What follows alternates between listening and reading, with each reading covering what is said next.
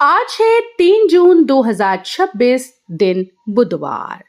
नमस्कार, जय जोहार। चलिए देखते हैं छत्तीसगढ़ की 25 फटाफट बड़ी खबरों को। लेकिन इससे पहले आप वीडियो को कहां से देख रहे हैं, कमेंट बॉक्स में बताना बिल्कुल ना भूलें। डीजल पेट्रोल की कालाबाजारी पर सख्त कार्रवाई, स्पेशल टास्क फोर्स करेगी जांच।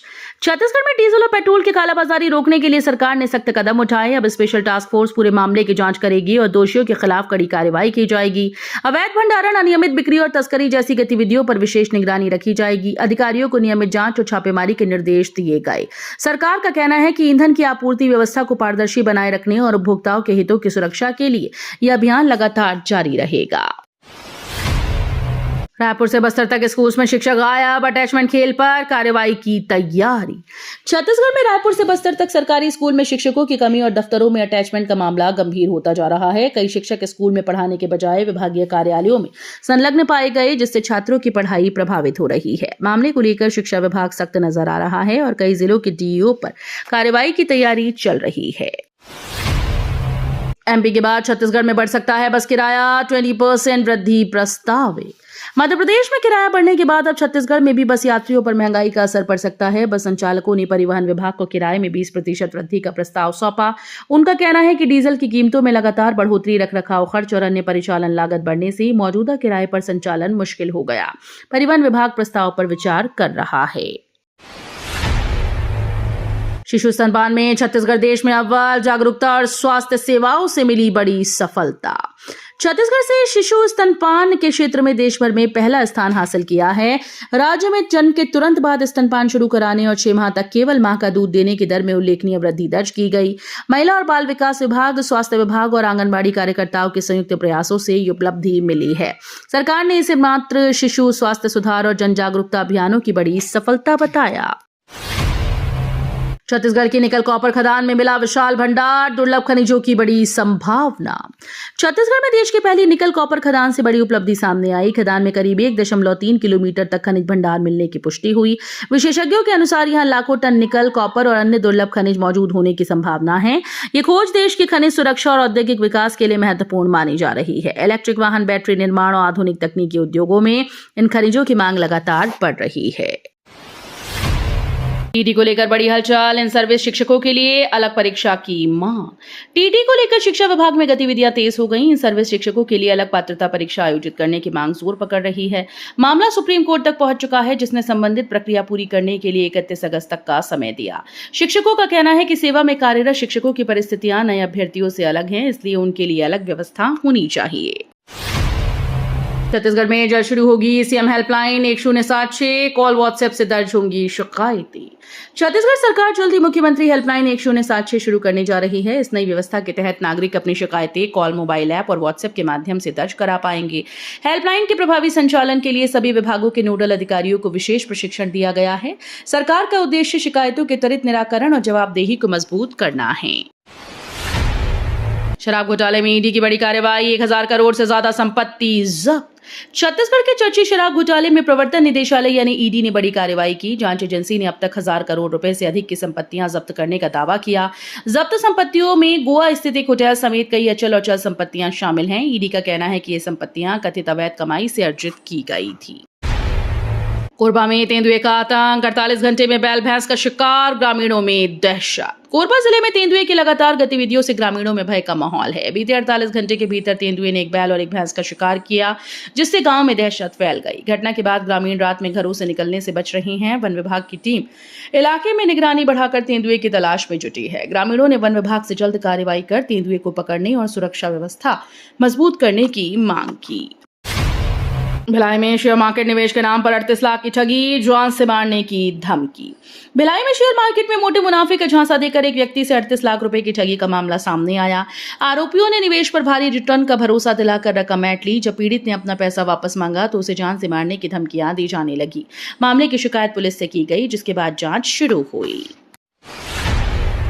चिरमिरी में 5.50 करोड़ के विकास कार्यों का भूमि पूजन, यातायात व्यवस्था होगी बेहतर। चिरमिरी में 5 करोड़ 50 लाख रुपए की लागत से विभिन्न विकास कार्यों का भूमि पूजन किया गया। इन परियोजनाओं का उद्देश्य शहर की आधारभूत सुविधाओं को मजबूत करना और यातायात व्यवस्था को सुगम बनाना है।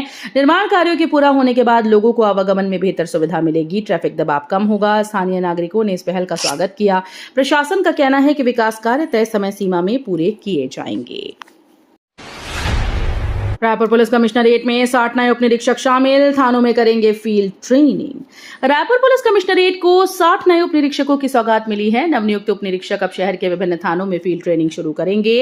प्रशिक्षण के दौरान उन्हें कानून व्यवस्था, अपराध जांच, यातायात प्रबंधन और जनसंपर्क से जुड़े व्यवहारिक अनुभव दिए जाएंगे।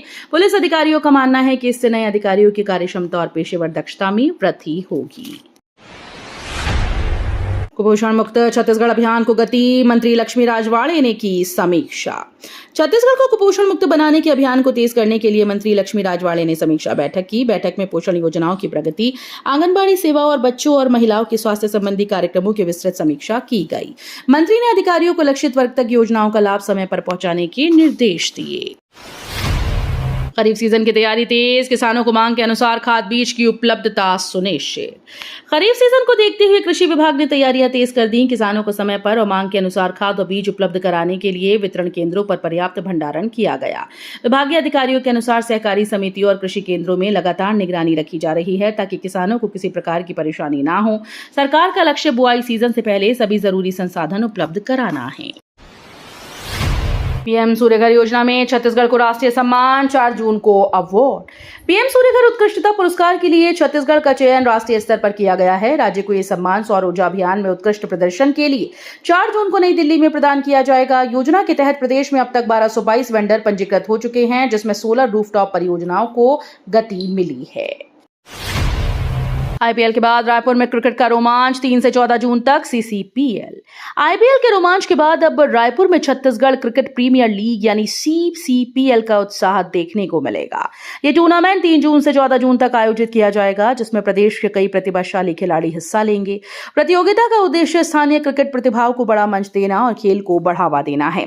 क्रिकेट प्रेमियों को रोमांचक मुकाबलों का भरपूर आनंद मिलेगा। धमतरी के किसानों को पीएसीएस से मिलेगी ड्रोन स्प्रेयर सुविधा, खेती होगी आधुनिक।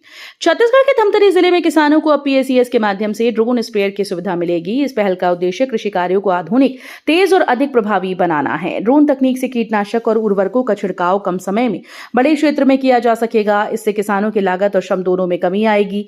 कृषि विभाग का मानना है कि नई तकनीक अपनाने से उत्पादकता बढ़ेगी।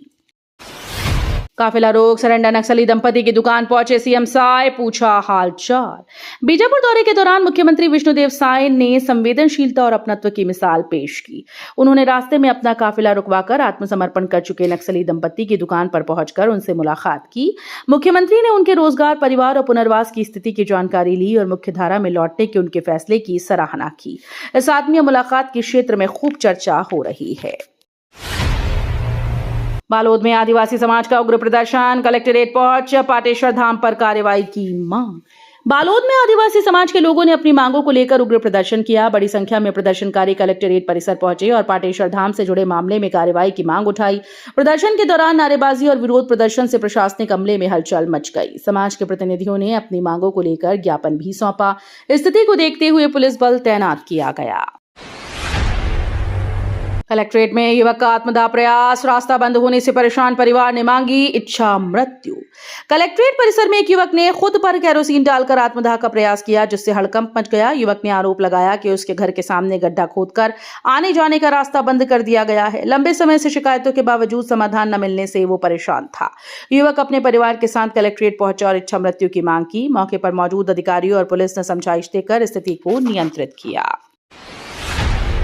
हिमाचल हादसे में भिलाई के 4 लोगों की मौत, परिवार की खुशियां मातम में बदली। हिमाचल प्रदेश में हुए दर्दनाक सड़क हादसे में भिलाई की एक ही परिवार के 4 लोगों की मौत हो गई। परिवार ताइक्वांडो प्रतियोगिता में शामिल होने के बाद घूमने निकला था, तभी उनकी कार अनियंत्रित होकर गहरी खाई में जा गिरी। हादसे के बाद पूरी भिलाई में शोक की लहर है। मृतकों के शव जब शहर पहुंचे तो माहौल गमगीन हो उठा। एक साथ 4 अर्थियां उठने से हर आंख नम हो गई और परिवार पर दुखों का पहाड़ टूट पड़ा। 8वीं 10वीं पास युवाओं ने संभाली नसबंदी की कमान, सैकड़ों नक्सलियों को बनाया अस्थायी स्वास्थ्य सहायक। छत्तीसगढ़ के नक्सल प्रभावित इलाके में एक अनोखी पहल सामने आई है। यहां 8वीं और 10वीं पास युवाओं को विशेष प्रशिक्षण देकर नसबंदी प्रक्रिया में सहयोगी बनाया गया। झारखंड से आई एक डॉक्टर ने उन्हें स्वास्थ्य संबंधी तकनीकी जानकारी और प्रशिक्षण दिया। इन युवाओं ने सैकड़ों नक्सलियों की नसबंदी कराने में महत्वपूर्ण भूमिका निभाई। सीमित संसाधनों और दुर्गम क्षेत्रों के बावजूद यह अभियान सफल रहा। रायपुर में कचरा कलेक्शन महंगा, 3.60 लाख प्रॉपर्टी मालिकों पर बढ़े यूजर चार्ज का बोझ। रायपुर नगर निगम ने कचरा कलेक्शन के लिए यूजर चार्ज बढ़ा दिया, जिससे करीब 3.60 लाख प्रॉपर्टी मालिक प्रभावित होंगे। नए रेट लागू होने के बाद घरों, दुकानों और व्यावसायिक प्रतिष्ठानों को पहले से अधिक शुल्क देना पड़ेगा। निगम का कहना है कि सफाई व्यवस्था सुधारने और संचालन लागत बढ़ने के कारण दरों में बदलाव किया गया। हसदेव एक्सप्रेस अब रोजाना चलेगी। कम यात्रियों से मुंबई हावड़ा समर स्पेशल के फेरे रद्द। रेल यात्रियों के लिए राहत भरी खबर है। हसदेव एक्सप्रेस अब रोजाना संचालित की जाएगी। वहीं दूसरी ओर कम यात्री संख्या के कारण रेलवे ने Mumbai Howrah summer special train के कई फेरों को रद्द कर दिया। रेलवे अधिकारियों के अनुसार यात्रियों की मांग और उपलब्धता को देखते हुए ये फैसला किया गया। हसदेव एक्सप्रेस के दैनिक संचालन से छत्तीसगढ़ और आसपास के यात्रियों को बेहतर सुविधा मिलेगी। शाहजहांपुर में जीएसटी चोरी पर छापा, डीजीजीआई टीम ने 8 घंटे की जांच। शाहजहांपुर में जीएसटी चोरी के एक मामले में छत्तीसगढ़ की डीजीजीआई टीम ने बड़ी कार्रवाई की। टीम ने संबंधित प्रतिष्ठान पर छापा मारकर करीब 8 घंटे तक दस्तावेजों और लेन-देन की गहन जांच की। जांच के दौरान कई महत्वपूर्ण रिकॉर्ड और वित्तीय दस्तावेज खंगाले गए। अधिकारियों को कर चोरी से जुड़े अहम सुराग मिलने की जानकारी सामने आई। तो ये थी आज की बड़ी खबरें। अगर आपको न्यूज पसंद आई हो तो वीडियो को लाइक और शेयर करना बिल्कुल ना भूलें। धन्यवाद।